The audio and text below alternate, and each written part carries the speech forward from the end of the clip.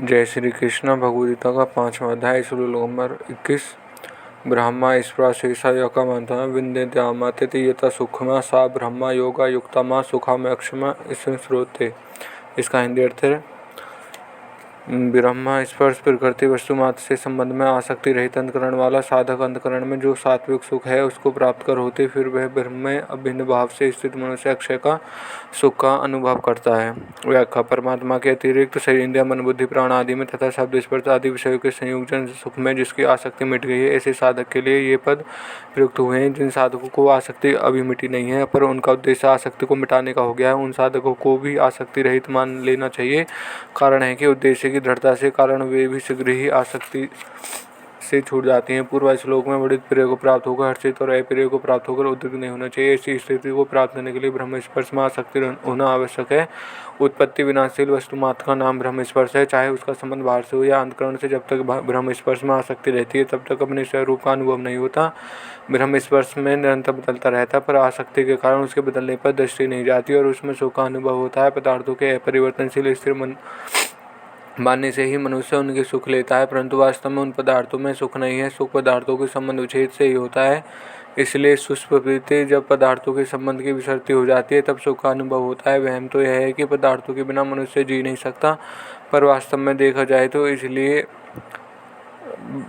तो ब्रह्म पदार्थ के वियोग के बिना मनुष्य जी ही नहीं सकता। इसलिए वह नींद लेता है, क्योंकि नींद में पदार्थों को भूल जाते हैं। पदार्थों को भूलने पर भी नींद से जो सुख ताजगी बल निरोगता निश्चितता आदि मिलती है, वह जागृत में पदार्थों को संयोग से नहीं मिल सकती। इसलिए जागृत में मनुष्य को विश्राम पाने की प्राणी पदार्थों से अलग होने की इच्छा होती है। वह नींद को अत्यंत आवश्यक समझता है, क्योंकि वास्तव में पदार्थों के वियोग से ही मनुष्य को जीवन मिलता है।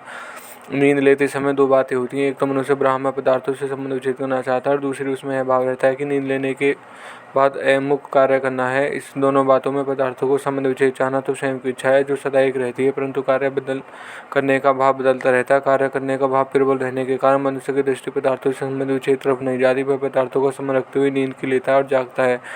यह बड़ी आश्चर्य की बात है। संबंधी तो नहीं रहता पर संबंध रह जाता है। इसका कारण है कि स्वयं अविनाशी चेतन जिस संबंध को अपने में मान लेता है वह मिटता नहीं। इस माने हुए संबंध को मिटाने का उपाय अपने में संबंध न मानने कारण है कि प्राणी पदार्थों को संबंध वास्तव में नहीं केवल माना हुआ है। मानी हुई बात न मानने पर टिक नहीं सकती और मान्यता पकड़े रहने पर किसी अन्य साधन से मिट नहीं सकती। इसलिए मानी हुई संबंध की मान्यता को वर्तमान में ही मिटा देना चाहिए, फिर मुक्ति सहज सिद्ध है। ब्रह्म पदार्थों को संबंध आसक्त वास्तविक है, पर परमात्मा के साथ हमारा संबंध वास्तविक है। मनुष्य सुख की इच्छा से ब्रह्म पदार्थ के साथ अपना संबंध मान लेता है, पर 5वें अध्याय का 5वें श्लोक में इस प्रकार अनुभव करने से ब्रह्म की पदार्थों की आसक्ति मिट जाती है।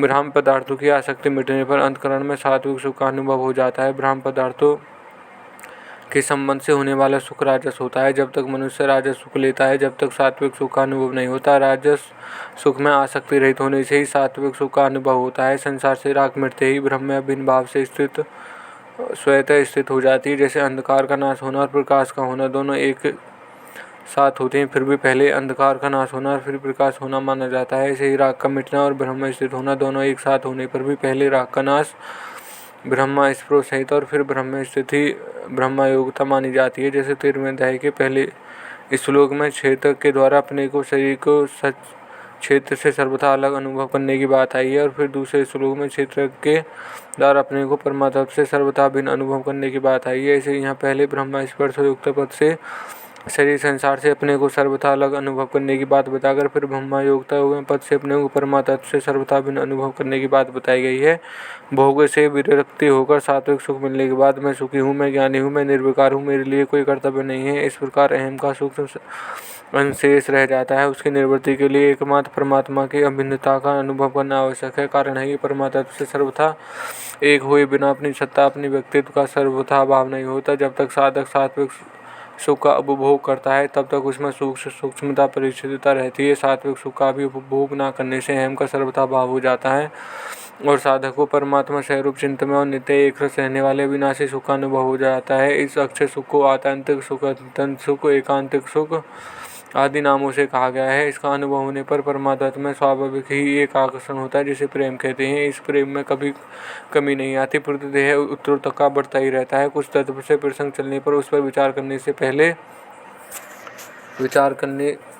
पहले इसमें यह एक समझने की बात है कि प्रेम में प्रतीक्षा बनने पर भी पहले कभी कमी थी और अपूर्ति हो गई ऐसा प्रतीत होता है। यह साधन अवस्था है। यदि नयापन दिखने पर भी पहले कमी थी और अपूर्ति हो गई ऐसा प्रतीत नहीं होता तो सिद्ध अवस्था है। संबंध पूर्व श्लोक में भगवान ने विषयों से विरक्त पुरुषों को अक्षय की सुख प्राप्ति बताई है। अब विषयों में विरक्ति कैसे हो इसका आगे के श्लोक में विवेचन किया गया है और यह श्लोक समाप्त होता है। धन्यवाद।